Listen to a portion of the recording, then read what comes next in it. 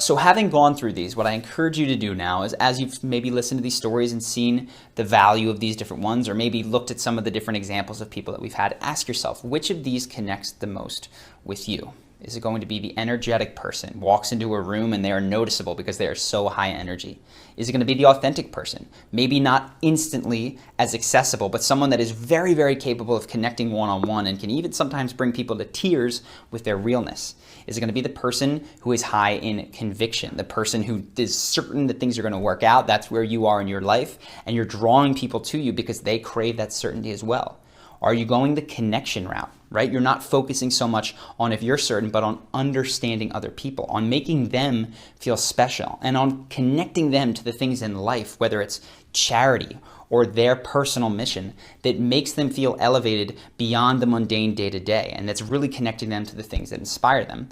Or will it go in the funny direction, where you're the type of person that people just love to be around because their vibe and their energy is so positive, and hopefully that same vibe lifts you up and you don't fall into that same trap, which is common with funny people, where they make everyone laugh and feel good, but sometimes forget themselves.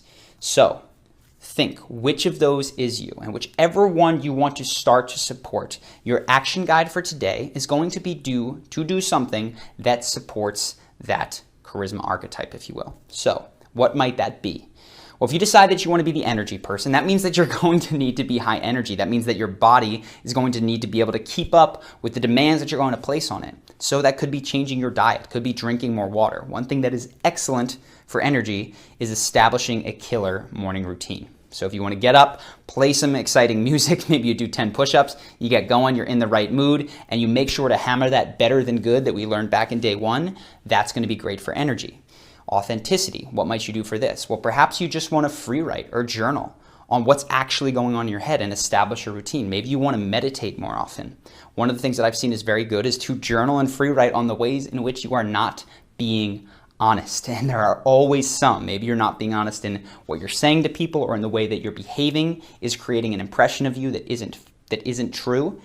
That's going to be something that is useful for people who are focusing more on that authentic side of things. Conviction. Affirmations are great for this.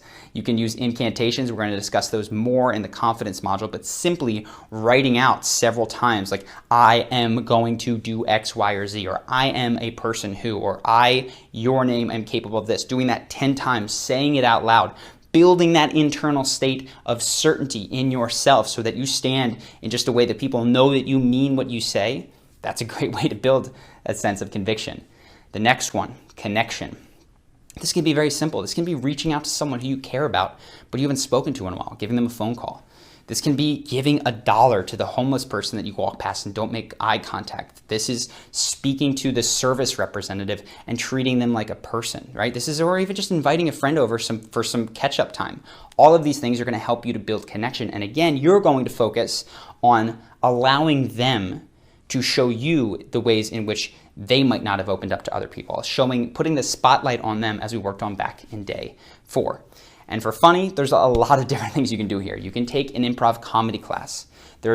I used to love to watch the Step Brothers videos it's a Will Ferrell movie. I don't know if you remember it, it's kind of old, but those videos just put me in a state of mind that was really funny. So priming myself before I would go out by watching YouTube clips of Step Brothers. Whatever you pick, know this. None of these is better than any other.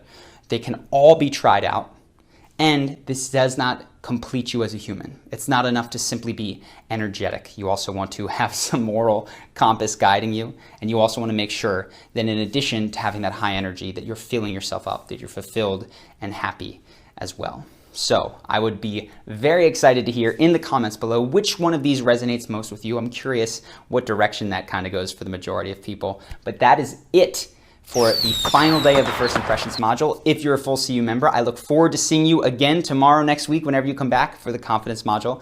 And if this is the end of the road for you as a First Impression module, thank you so much for making it to the end of this module.